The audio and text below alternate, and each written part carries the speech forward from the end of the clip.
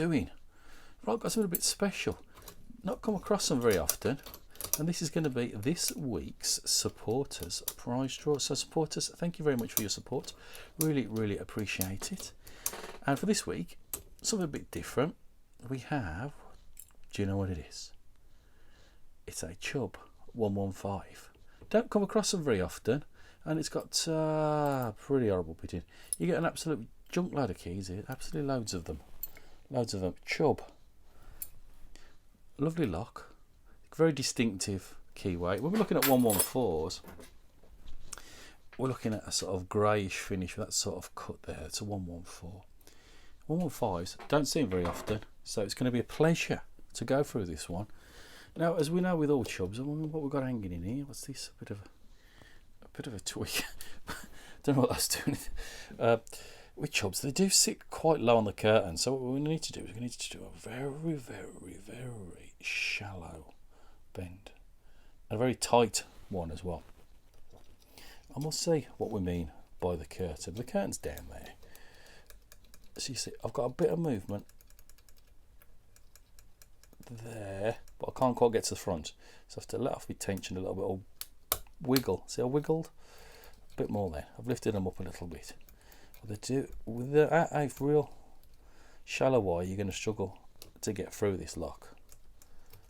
See again, we are tight, so we're going to go through it. Now what we're going to do is tiny little lifts, and not stupid amount of tension, real tiny. So we've got fourth up. Let's see if we can get hold of fifth. See, fifth's hiding right at the back here.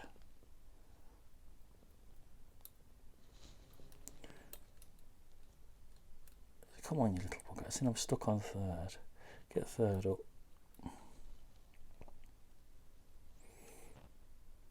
We're trying to find... Oh, there's a nice movement then on 2. So 2 has brought the pack forward a little bit. That's sort of your binder in this particular lock. We'll try 1. Now 3 is quite low. Real light tension. Get 3 up there. Little nudges now. Just sitting on the lip. And there you go. So I know it's easier to see when you've got a training cover, but they are really tricky locks to pick. Very tricky indeed. So this week's supporters, you all get the original cover as well. So you're going to get great pleasure out of this one. It is a beautiful lock. I don't come across them very often, so I'm quite pleased to share that with you. Right. I have managed to get, I think, how many have I got? 1, 2, 3, 4, about 6 or 7 of these original ERA, the 5-lever piped padlocks. They're in my shop now. I managed to get them at a decent price. Now these used to be fairly cheap, around 20-25 quid, quite a few years ago. This is what they come like. I've not had a look, and we'll have a look at it. Oh, something on there. But all of a sudden they got really, really expensive. I mean, even I've seen the Wix version of this, which is not as good. My personal opinion, of course, is about 24-25 quid. Now, I've got these on my shop at a real reasonable price. So if you are doing a little bit of shopping on my shop, have a look out. There's these lever locks, these padlocks. I've got quite a few ERA Viscounts left. Still lots of locks with training covers if you want those. I've got some Aaron locks. I've got some Yales, a few Unions and whatnot. So there's a few different locks on there. Not many people know that I do. There is a section I've just added with new or used locks, and this is a brand new one. We've not had a look at it yet, so we will go through it and have a look. So drop them in there, and first and foremost I want to make sure the bugger works, don't we? Don't pick anything unless you know it works. So if you haven't got the key, well, you're going to have to sort of guess on that one. But here we go. Let's try and get this camera a little bit better. There you go. Make sure the bugger works. Like a dream. Lasts forever, these things do. It's all locked up. And that is a bit of a kit. So we've got quite a few different radicals. Now, lever padlocks. Now, I know a lot of people out there go for the Squire 440, 660, 220s even. the casps, the silver lines and all that lot.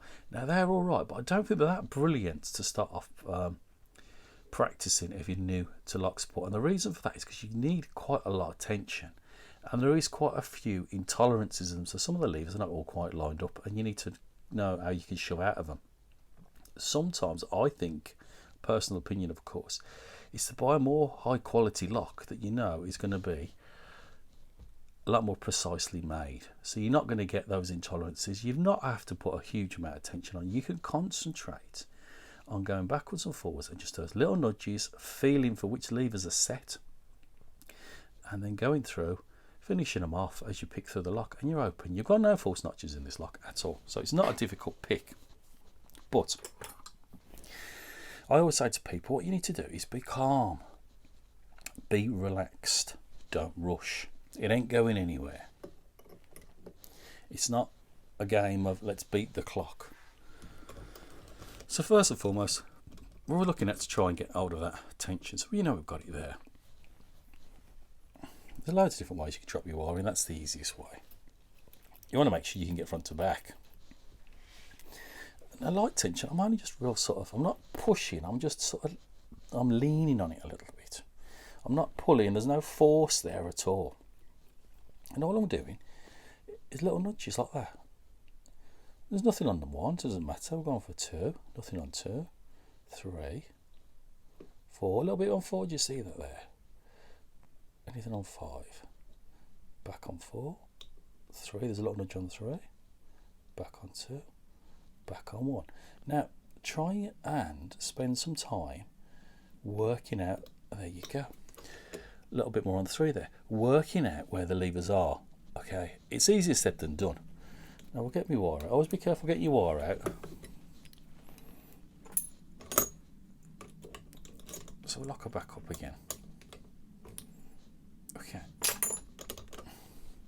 so practice. We'll drop it back in that way, it was easy, wasn't it? So practice finding out and working out where the levers are. Have no tension, or have very little tension on it, and just feel. Pull it right to the front. That wire hits the front of the inside of the case. It's right forward. You know it can't go no more forward. And count 1, and then go a tiny little bit movement. You know what the spacing looks like on the key. Okay, so that's the sort of next spacing for the next lever. So it ain't a great deal, is it? It's like mils. So you feel 1, and then you push it a tiny little bit forward, and then you go, oh, was that 2? And then, was that 3? Was that 4?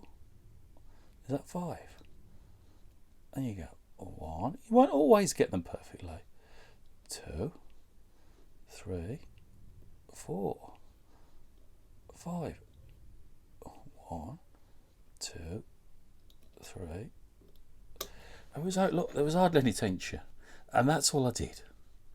You've got to learn to be calm, controlled, take your time, figure out how far in and out you're going, understand what's inside that lock. That is the key, understanding what that visually looks like. And you can do that by looking at the key, because you'll know what those spaces are.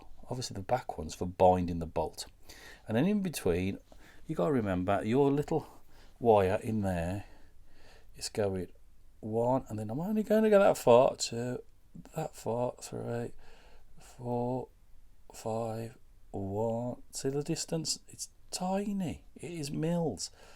But count them, feel them, work out where they are before you even attempt to go in there. So support us. 115 training cover. It's all yours. So good luck everybody, and I'll see you all at the end of the week. Ta-da!